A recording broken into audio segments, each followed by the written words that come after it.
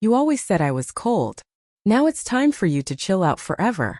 My daughter-in-law Cassandra's voice echoed through the industrial freezer as she slammed the heavy steel door. The metallic clang reverberated through my bones as darkness swallowed me whole. Her plan was simple. Steal my $99 million fortune while I froze to death in her catering warehouse. But when she returned hours later to discover my body, I was sitting in her living room with a very big surprise.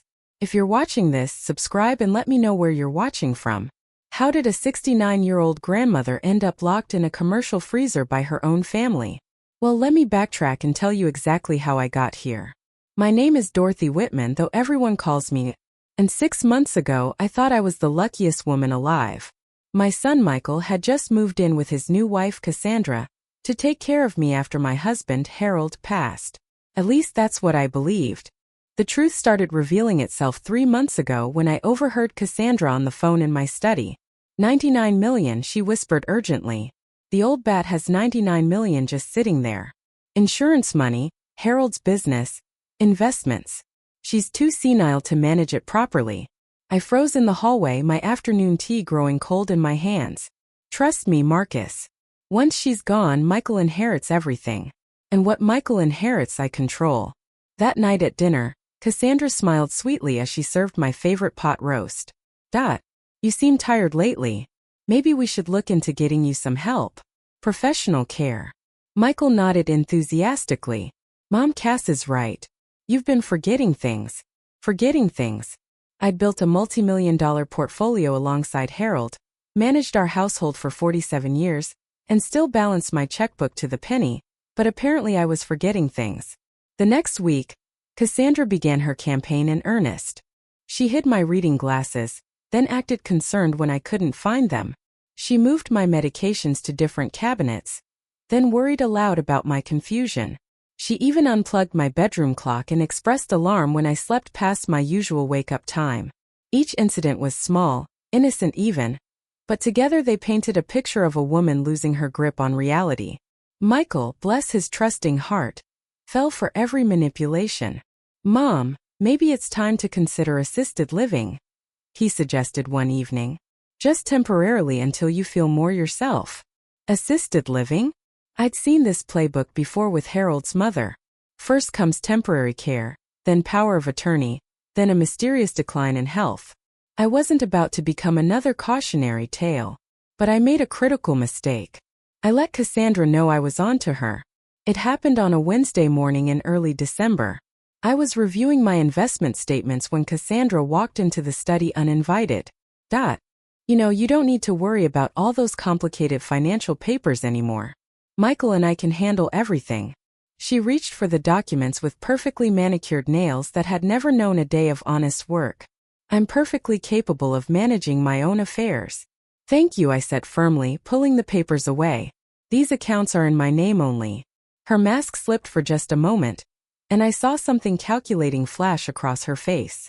Of course, I just thought it might be overwhelming for someone your age, someone my age. I've been hearing that phrase a lot lately. At the grocery store when I took an extra minute to choose the ripest tomatoes. At the bank when I carefully counted my cash before making a deposit. At the doctor's office when I asked questions about my medications.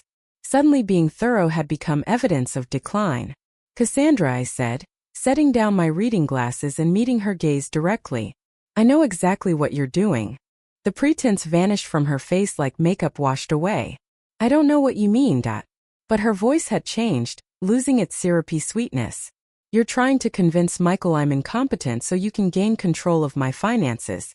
I heard your phone call about the 99 million. Cassandra went very still. When she spoke again, her voice was barely above a whisper. You heard wrong, but we both knew she was lying. The temperature in the room seemed to drop 10 degrees as we stared at each other across the mahogany desk that had belonged to Harold's father. Pack your bags, Cassandra, both of you. I want you out of my house by tomorrow. I stood up, trying to project confidence I didn't entirely feel. I'll be calling my lawyer first thing in the morning to ensure my will is ironclad. That's when her mask came off completely. You foolish old woman. Do you really think anyone will believe you over us? Michael thinks you're losing your mind. The neighbors think you're losing your mind. Even Dr. Peterson is concerned about your recent behavior. Recent behavior. I realized with growing horror how expertly she'd isolated me. The social invitations I'd allegedly declined but never received. The family gatherings where I was supposedly too confused to attend. The medical appointments where she'd accompanied me and spoke for me, describing symptoms I'd never experienced. Michael will never choose you over me, I said. But doubt crept into my voice, won't he? Cassandra smiled, and it was like watching a snake prepare to strike.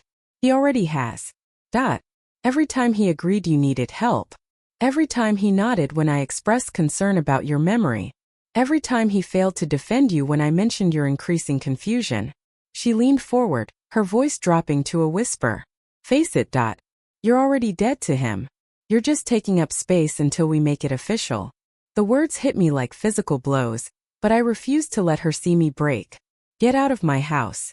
My voice was steady. Thank God. Oh, we will, she said, heading for the door. But not the way you think.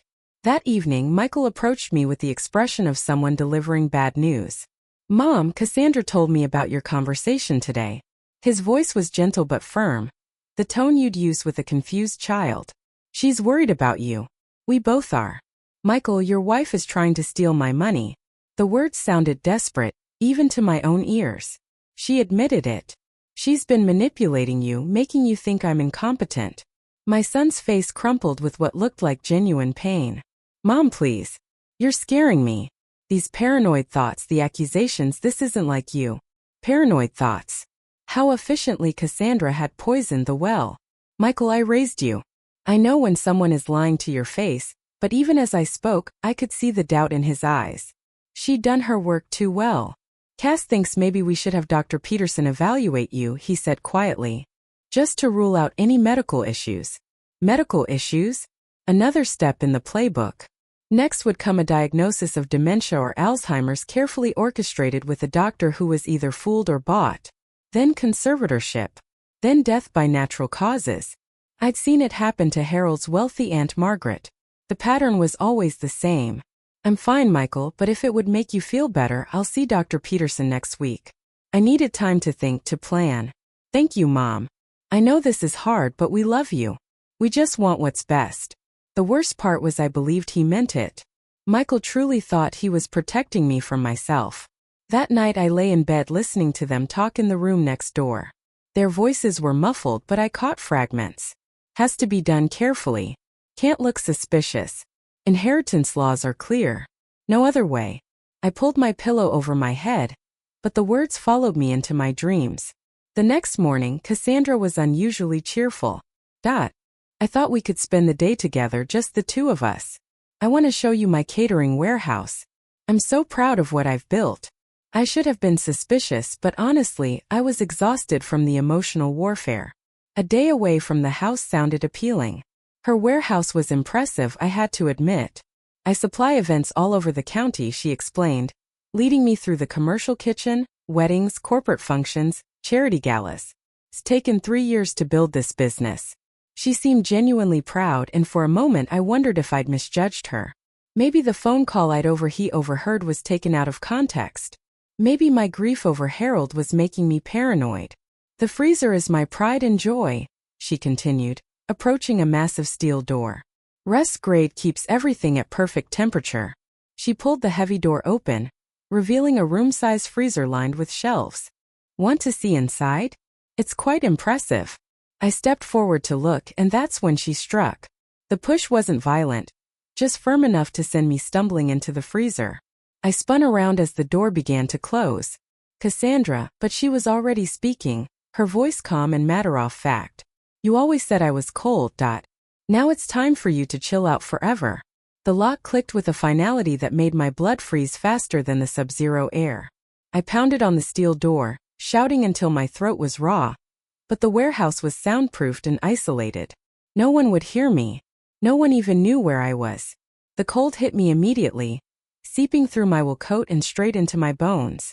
The freezer was massive, maybe 12 feet by 8 feet, with metal shelving units filled with frozen food containers. The temperature gauge read -10 degrees Fahrenheit.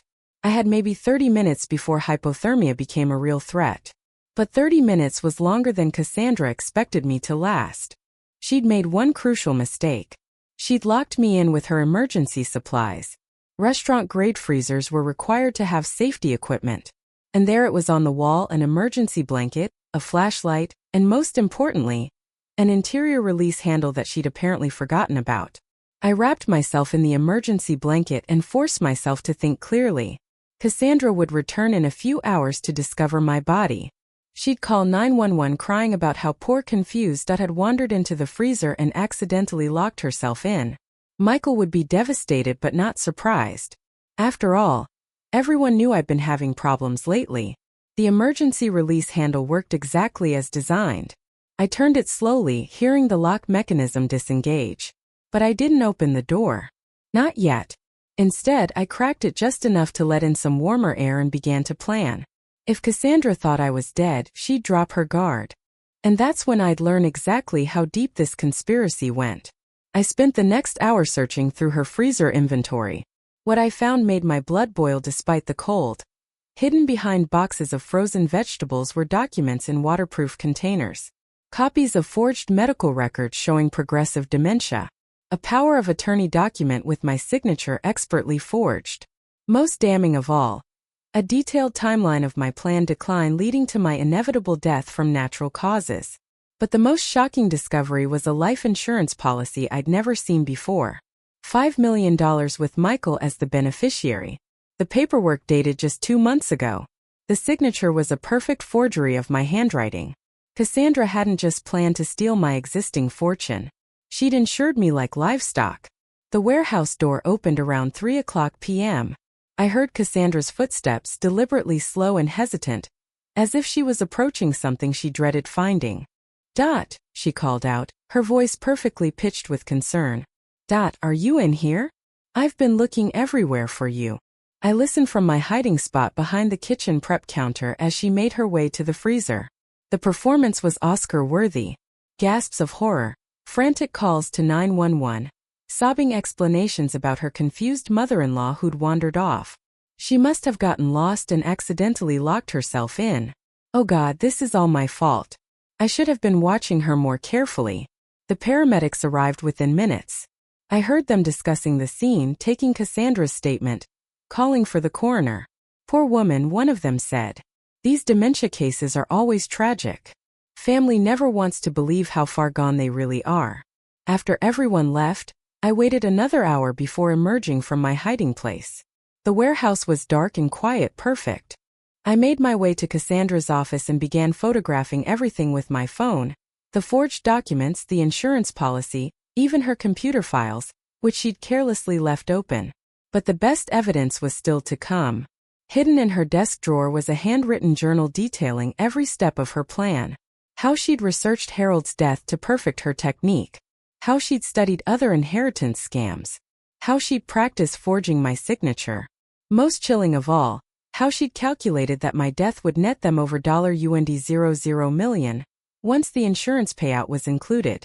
By 6 p.m., I was sitting in Cassandra's living room with all the evidence spread across her coffee table. The front door key was exactly where I thought it would be, under the fake rock by the roses, because some people never change their patterns. I'd made myself comfortable, poured a glass of her expensive wine, and settled in to wait. The look on her face when she walked through that door was worth every minute I'd spent in that freezer. Cassandra's scream could have shattered crystal. She dropped her purse and car keys, stumbling backward into the doorframe as if she'd seen an actual ghost, which from her perspective she had. "Hello, dear," I said calmly, taking a sip of her wine. "I hope you don't mind that I let myself in. We need to talk." Her face cycled through shock, terror, and finally anger with remarkable speed. "You? How did you?" She couldn't seem to form complete sentences. "How did I escape your little freezer trap? Or how did I discover your adorable journal?" I held up the leather-bound book where she documented my planned murder. "Really, Cassandra? Keeping written records of felonies is rather amateur." She tried to regain her composure, straightening her shoulders and lifting her chin. "I don't know what you think you found, but nothing." I opened the journal to a random page and began reading aloud. Day 43. Dot is becoming suspicious. Need to accelerate timeline. Michael completely convinced of her decline. Dr. Peterson scheduled for next week to provide dementia diagnosis as discussed. The color drained from her face. You broke into my private property. That's illegal. I laughed, surprising myself with how genuine it sounded. Oh, sweetheart. We passed illegal about the time you locked me in a freezer to die. Everything else is just bookkeeping. She glanced around the room as if looking for escape routes or weapons. Smart girl. Where's Michael? I asked conversationally. I assume he's planning my funeral arrangements. Poor boy must be devastated by his mother's tragic accident. Her jaw tightened. Michael doesn't know anything about this. This being your plan to murder me for my inheritance? No, I don't imagine he does. Michael may be gullible, but he's not a killer. I set down my wine glass and leaned forward. But you aren't you, Cassandra? This isn't your first time, is it? Her eyes went wide. I don't know what you're talking about, but her voice betrayed her. Let me guess, a previous husband or boyfriend who died under mysterious circumstances. An elderly relative who left you money? Someone else who was foolish enough to trust you? She moved toward the kitchen, and I knew she was going for either a weapon or her phone. I warned. Not unless you want me to send these photos to the police right now. I held up my phone, showing her the screen full of evidence I documented. Every forged signature, every fraudulent document, every word of your precious journal. All date stamped and backed up to cloud storage. Cassandra froze halfway to the kitchen. What do you want? The question confirmed everything I needed to know. If she'd been innocent, she would have demanded I leave or threatened to call the police. Instead, she was ready to negotiate. What I want is simple. I want you to pack your bags and disappear tonight forever. You can't be serious. Oh, but I am. You have two choices, dear. You can leave voluntarily and never contact Michael or me again. Or you can wait for the police to arrest you for attempted murder, fraud, forgery, and insurance fraud. I'm told federal prison is particularly unpleasant for pretty young women. She tried a different approach, tears welling in her eyes. Please. I know how this looks, but I love Michael. I would never hurt him. You don't love Michael. You love what Michael represents. Access to my money. But here's what you fail to understand about my son. He may be trusting, but he has a moral compass. When he learns what you tried to do to his mother, he'll be the one calling the police. The tears vanished as quickly as they'd appeared. Michael will never believe you. Everyone thinks you're losing your mind. I made sure of that. Yes, you did excellent work there. Very thorough. But you made one fatal mistake. I stood up, gathering the evidence from the coffee table. You documented everything. Every lie, every manipulation, every step of your plan. Even a public defender could get a conviction with this evidence. The front door opened and we both turned to see Michael walking in. His face was puffy from crying, his hair disheveled. He looked like a man who'd lost everything that mattered to him. Cass, he called out. I got your message about Mom. His voice trailed off as he saw me standing in his living room, very much alive. Hello, sweetheart, I said gently. I'm sorry you had to go through that scare today. Michael's legs seemed to give out. He grabbed the door frame for support, staring at me as if I might disappear. But Cassandra called me. She said you were dead, that you'd gotten confused and locked yourself in her freezer. I did get locked in her freezer, I confirmed, but not because I was confused. I held up Cassandra's journal. Your wife tried to murder me, Michael, and this documents the entire plan. His face went through the same cycle Cassandra's had. Shock, confusion, disbelief. That's impossible. Mom, you must have misunderstood. Read it yourself. I handed him the journal, watching his expression change as he absorbed his wife's carefully documented plan to kill me and steal our family's fortune. When he reached the page about the forged insurance policy, his hands began to shake. Cass, his voice was barely a whisper. Tell me this isn't real. Cassandra had been calculating her next move while he read. Now she tried one last manipulation. Michael, honey, your mother has been paranoid and confused for months. She broke into our house. She's making wild accusations. Maybe she wrote that journal herself during one of her episodes. For a moment I thought she might succeed. Michael wanted so desperately to believe the best of everyone. But then he reached the page where she'd written about their insurance discussion. You asked me about Mom's life insurance 3 weeks ago, he said slowly. You said it was for estate planning, but according to this, you already knew about a policy that Mom never mentioned. Michael, she started, but he was flipping through more pages. You documented conversations we never had. Meetings with doctors I've never heard of. Cassandra, some of these entries are from before we even moved in with Mom. The truth was dawning on him with painful clarity. How long have you been planning this? She made one final attempt at deflection. Your mother is manipulating you. She's jealous of our marriage, of our happiness. She can't stand that you love someone more than her. But Michael was reading a page about how easy it would be to convince her spineless husband that his mother needed to die. Spineless husband? His voice was deadly quiet. That's what you really think of me? Cassandra's composure finally cracked completely. You are spineless. You let your mother control every aspect of your life. You've never stood up to her once. You're 40 years old and still run to Mommy for everything. The insults poured out like poison from a broken bottle. Every cruel thought she'd hidden behind her sweet smile. Every manipulation she'd used to control him. Michael listened with growing horror as his wife revealed who she really was beneath the mask. And yes, I planned to kill the old bat. Someone had to. She was never going to die naturally, and that money was being wasted on someone too senile to appreciate it. The silence that followed was deafening. Michael set the journal down carefully and walked to the phone. What are you doing? Cassandra demanded.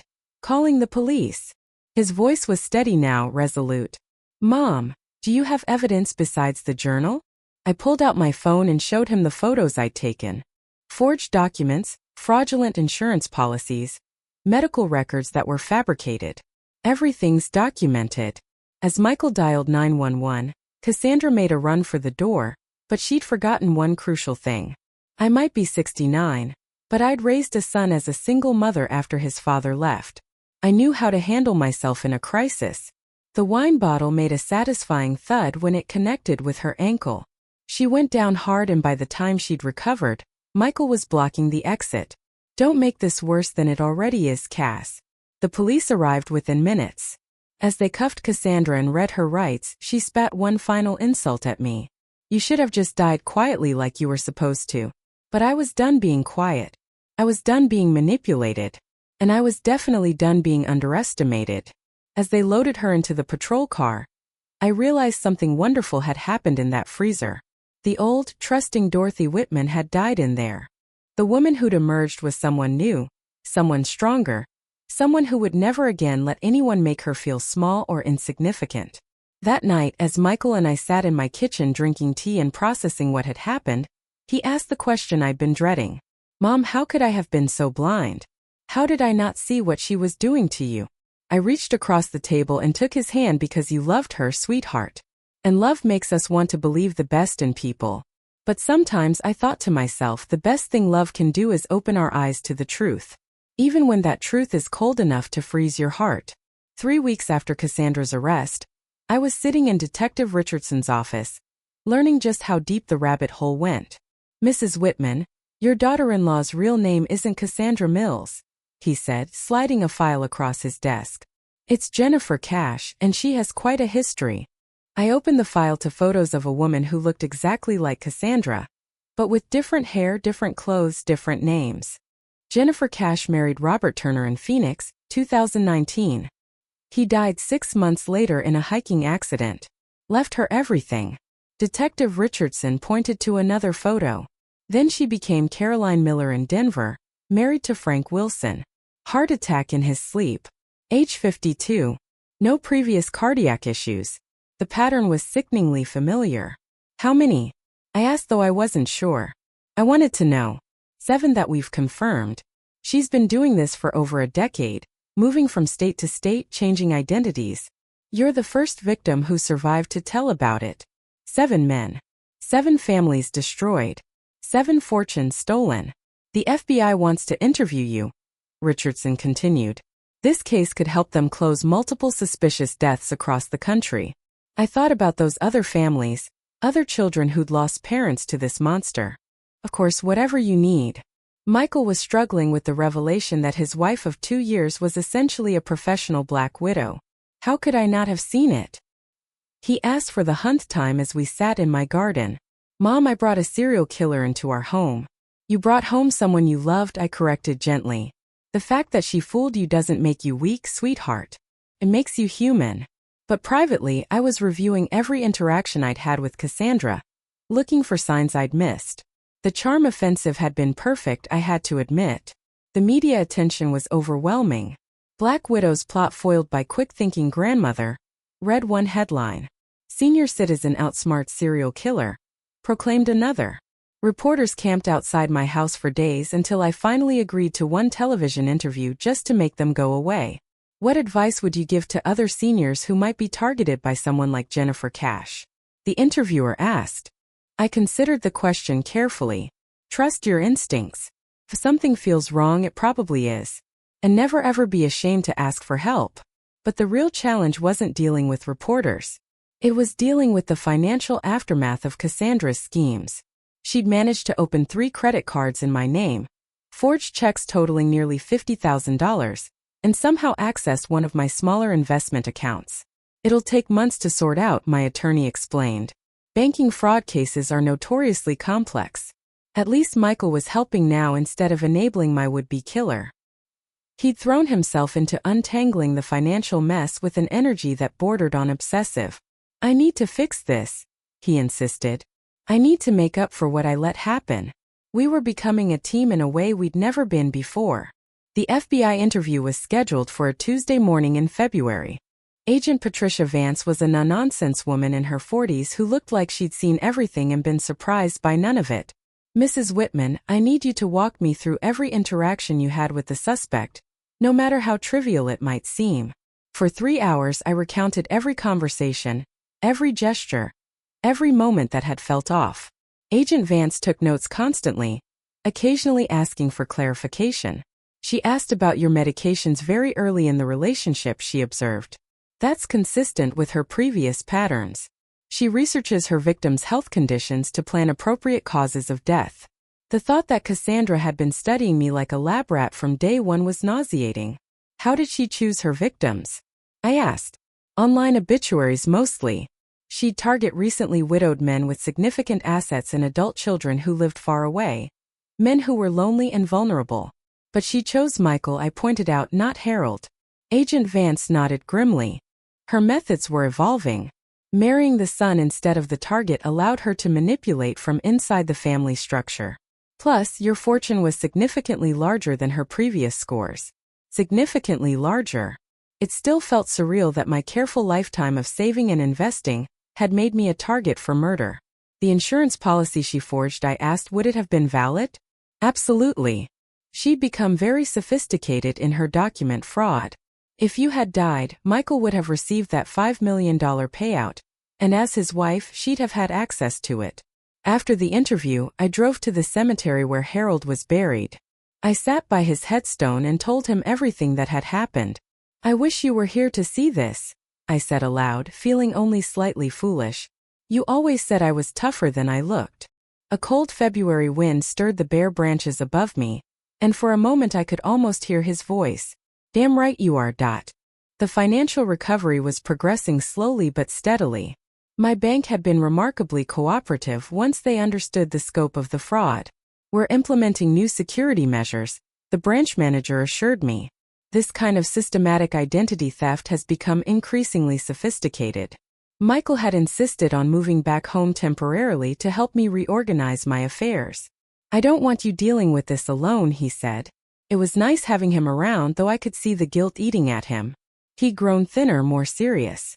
The boy who'd always seen the best in everyone had learned that sometimes people's worst impulses win. You know this isn't your fault. I told him one evening as we reviewed credit card statements. Cass was a professional, Michael. This is what she did for a living. He looked up from the papers, his eyes red-rimmed from exhaustion. I should have listened to you when you tried to warn me. I chose her over you. You chose love over suspicion. I corrected. In most circumstances, that would be the right choice. Spring arrived early that year, and with it came unexpected news. Agent Vance called on a Thursday morning with information that changed everything. Mrs. Whitman, we've been analyzing Jennifer Cash's financial records, and we found something interesting. She has a storage unit in Denver with contents that might belong to her previous victims. The The storage unit was like a trophy room for a serial killer. Photo albums from weddings that had ended in murder. Jewelry taken from dead men's homes. Documents from forged wills and insurance policies. And in the back, behind boxes of stolen mementos, was a safe containing over $2 million in cash and gold coins. This represents the liquid assets she accumulated from 7 murders. Agent Vance explained. Under federal asset forfeit laws, this money will be distributed to the victims' families. I thought about those families, children, and grandchildren who'd lost inheritances to Cassandra's greed. At least they'd get something back. But the most shocking discovery was a detailed notebook outlining her next targets. She had plans for at least 5 more victims, Agent Vance revealed, including a retired professor in Maine and a widowed business owner in California. You stopping her likely saved multiple lives. The trial was scheduled for September. Jennifer Cash, aka Cassandra Mills, had been charged with 7 counts of murder in the first degree, multiple counts of fraud and attempted murder. Her public defender was pushing for an insanity plea, but the prosecution had her journal documenting years of careful planning. She's going to claim she was mentally ill, the prosecutor explained during our preparation meeting. But your testimony about her calculated behavior will help prove premeditation. I was ready to testify, more than ready. I wanted every detail of her manipulations exposed in open court. Michael had started seeing a therapist to deal with what he called his broken trust radar. I need to understand how I let this happen, he explained. Not just for me, but in case I ever want to have another relationship. The fact that he was taking responsibility for his own healing gave me hope. Meanwhile, I was discovering that surviving attempted murder had given me a new perspective on life. Little annoyances that used to bother me seemed trivial now. Rude cashiers, long lines, even the persistent reporters who still occasionally called for follow-up interviews. None of it mattered anymore. You seem different, my neighbor Mrs. Patterson observed as we worked in our adjoining gardens. More peaceful somehow. She was right. Having looked death in the face in one, I felt oddly liberated. I suppose I've learned not to waste energy on things I can't control, I replied. The one thing I could control was how I used the second chance I'd been given. I'd started volunteering with elder advocacy groups, sharing my story to help other seniors recognize the warning signs of financial abuse. Trust your instincts, I'd tell them. If someone seems too good to be true, they probably are. The trial began on a crisp September morning. Jennifer Cash looked smaller in her orange jumpsuit, her carefully maintained appearance replaced by the harsh reality of county jail. She avoided eye contact as I took the witness stand, but I could feel her presence like a cold draft. Mrs. Whitman, the prosecutor began, please tell the jury about the defendant's behavior in the months before she attempted to kill you. For 2 hours I recounted every manipulation, every lie, every calculated move she'd made to isolate me and convince my son I was losing my mind. The defense attorney tried to make me seem confused during cross-examination. Mrs. Whitman, you're 69 years old. Isn't it possible you misinterpreted some of these interactions? His condescending tone reminded me why I disliked lawyers for most of my adult life. Young man, I said firmly, I may be 69, but I built a multi-million-dollar investment portfolio, raised a son as a single mother, and survived being locked in a freezer by a serial killer. My mind is quite sharp. Thank you. Several jurors smiled at that. The most powerful moment came when they played the recording from Cassandra's warehouse security system. Her voice, cold and calculating as she called 911 to report my accidental death, filled the courtroom. She must have gotten confused and locked herself in. Oh God, this is all my fault. Michael testified the next day about how she'd manipulated him into believing I was incompetent. His voice broke when he described finding her journal, reading her true thoughts about him and his spineless character. The jury watched him with obvious sympathy, but the prosecution's strongest evidence was Cassandra's own words. Her journal entries, read aloud in her own handwriting, revealed a cold-blooded killer who saw murder as simply a business transaction. Target elderly, isolated, wealthy, gain trust through family connection, establish pattern of decline, execute when opportune. The defense's insanity plea fell apart when the prosecutor presented evidence of her careful research and planning. Ladies and gentlemen, this defendant spent months studying probate law, practicing forgery, and researching hypothermia death rates. This is not the behavior of someone who's mentally ill. This is the behavior of someone who's evil. Jennifer Cash was convicted on all counts. As the jury foreman read the verdict, she finally looked at me for just a moment. Her mask slipped completely, and I saw pure hatred in her eyes. Good. I wanted her to know that she'd failed, that the foolish old woman she tried to kill was the reason she'd spend the rest of her life in prison. The judge sentenced her to 7 consecutive life terms without possibility of parole. "Mrs. Cash," he said, "you are a predator who has destroyed families and taken lives for nothing more than financial gain. Society needs protection from people like you." As they led her away in shackles, I felt something I hadn't expected. Pity. Not for what she'd face in prison, but for what she'd become. Somewhere along the way, she'd chosen to see other human beings as nothing more than sources of income. That was its own kind of death. 1 year after the trial, I was cleaning out Harold's office when I found a letter he'd hidden in his desk drawer. My name was written on the envelope in his careful handwriting along with instructions for Dot to read only if something terrible happens to her. Inside was a confession that changed everything I thought I knew about my marriage. "My dearest Dot," it began. "If you're reading this, then someone has tried to hurt you and you need to know the truth about our finances." Harold had apparently suspected that his successful investment strategies might eventually make me a target. The letter revealed that our net worth was actually much higher than I'd known. Harold had been secretly moving money into hidden accounts and trusts, protecting our assets in ways I'd never understood. "The 99 million Cassandra knew about is just the tip of the iceberg," he'd written. "I've left detailed instructions with our attorney for accessing the real accounts, but only if you're ever in genuine danger." According to Harold's carefully documented records, our actual net worth was closer to $250 million. He'd been quietly investing and protecting our money for decades, creating a financial fortress that would survive any attempt at theft or manipulation. "I never told you because I wanted you to live without fear," the letter continued. "But if someone has tried to take our life's work, then you need every weapon I can give you." The final revelation was the most shocking of all. Harold had suspected that someone might eventually try to harm me for our money, so he'd set up a foundation in my name that would be activated only upon my death. If Cassandra had succeeded in killing me, she would have discovered that 90% of our fortune was already pledged to charity, leaving only enough for Michael to live comfortably.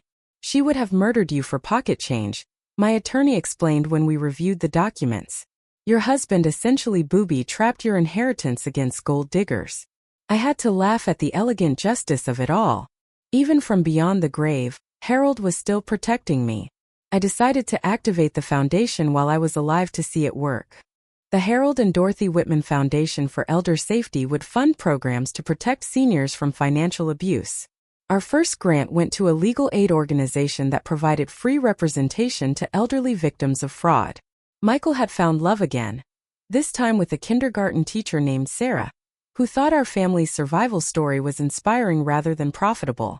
They'd had a quiet courthouse wedding the previous month, and I'd never seen my son happier. "I'm not making the same mistakes twice," he told me. "Sarah and I dated for 2 years, and I made sure she loved me before she ever knew about our family's money." As I sat in my garden on a warm October afternoon, I reflected on how much had changed since that day in Cassandra's freezer. I'd learned that I was stronger than I'd ever imagined, that intuition was more valuable than politeness, and that sometimes the people who try to destroy us end up revealing our own power. The phone rang, interrupting my thoughts. It was Agent Vance with news that Jennifer Cash had been linked to 3 additional murders in states where she'd lived before her identity change spree. "Your survival and testimony helped us build cases that will bring justice for 11 families," she said. "You should be proud of that." Proud? Yes, I was proud. Proud that I'd trusted my instincts. Proud that I'd fought back. Proud that I'd survived. But mostly, I was proud that I'd learned to value my own life enough to protect it fiercely. That evening, as I watched the sunset from my back porch, I raised a glass of Harold's favorite wine in a toast to second chances, to resilience, and to the powerful lesson that no one gets to decide you're disposable except you. The future stretched ahead of me, bright with possibilities I'd almost lost, to a woman who saw me as nothing more than a bank account with a pulse. But Dorothy Whitman wasn't going anywhere, and God help anyone who tried to make me disappear again.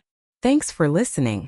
Don't forget to subscribe and feel free to share your story in the comments. Your voice matters.